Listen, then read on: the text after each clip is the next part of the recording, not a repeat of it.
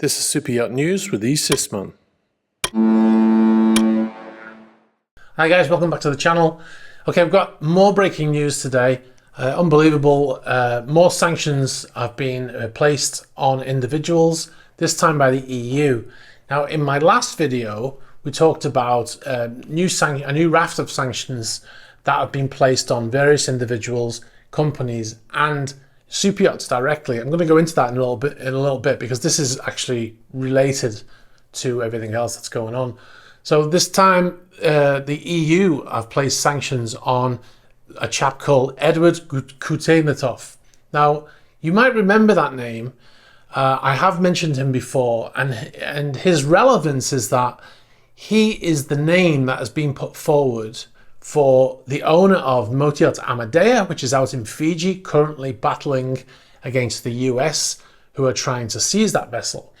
Now, his name was put forward as the owner of yacht Amadea, and because the Americans believe that it is owned by Melnichenko.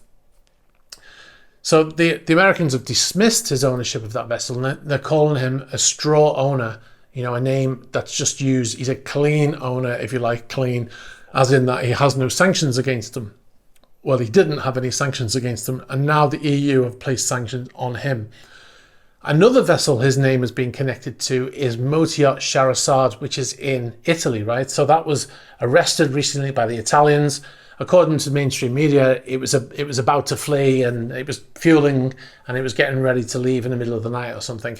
And obviously that's not how it happens, but the vessel was arrested by the Italian authorities, and it still remains there. But now the EU placing sanctions on Eduard Khutainatov after the Russian has claimed ownership of that vessel means that the vessel is now legitimately arrested. So that's the breaking news that we have, that Eduard Khutainatov has now been added to the sanctions list.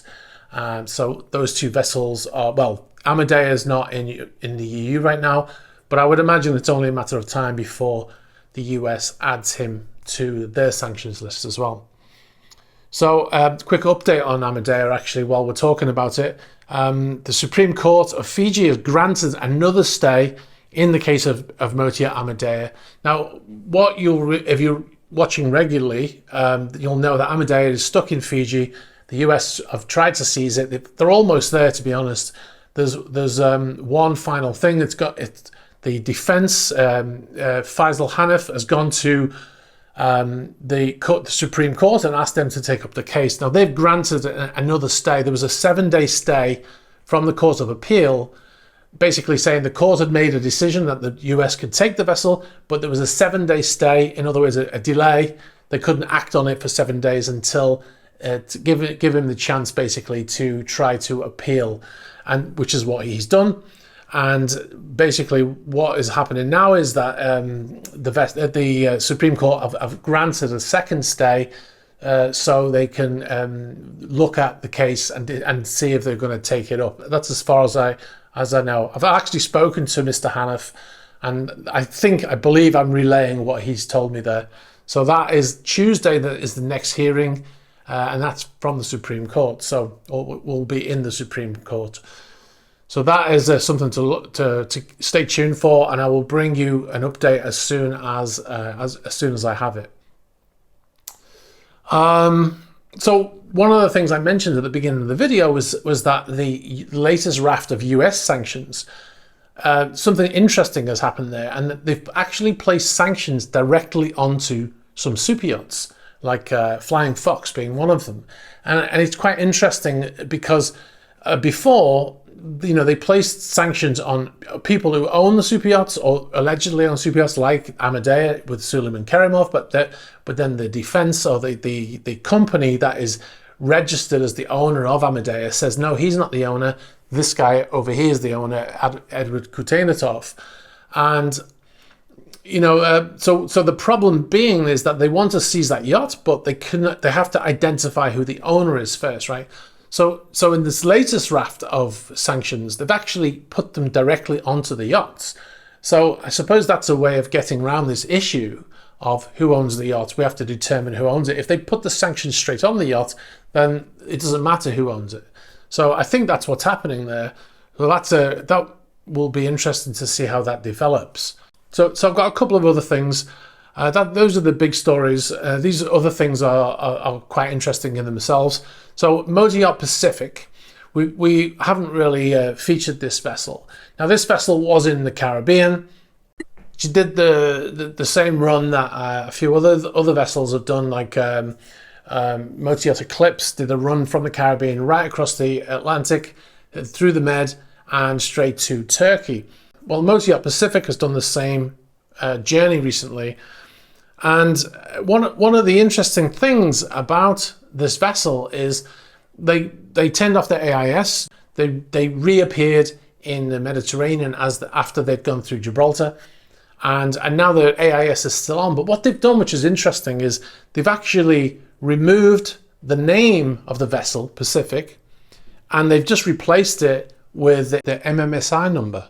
But this number is unique to every vessel. So when you search for Yacht Pacific on Marine Traffic or Vessel Finder, you won't find it. But if you search for the MMSI number, then it pops up. This is how I found it.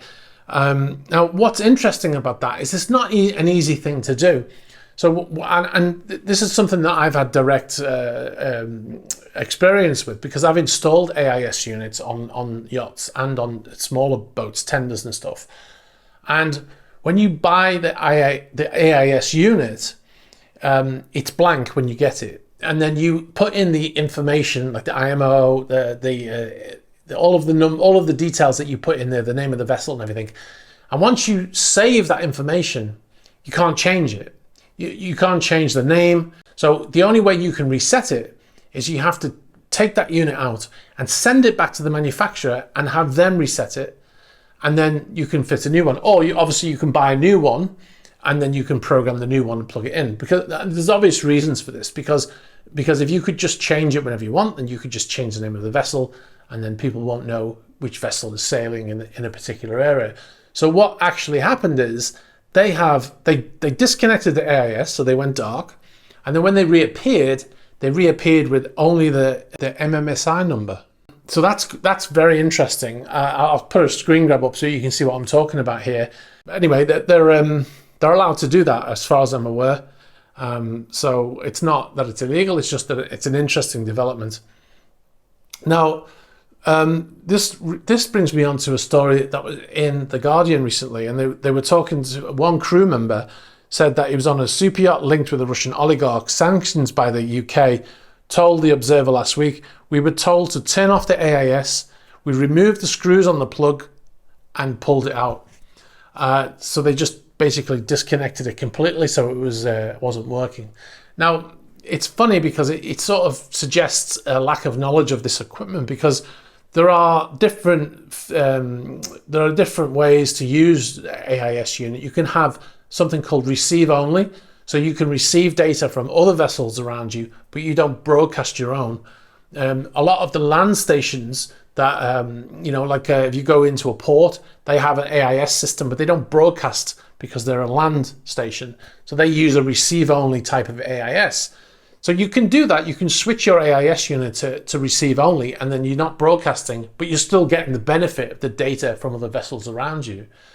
But unplugging it seems, I don't know whether they think that they don't trust it. They think that it's still maybe broadcasting or something. But it is possible to do that, although you're not supposed to do that while you're at sea. So anyway, we'll move on.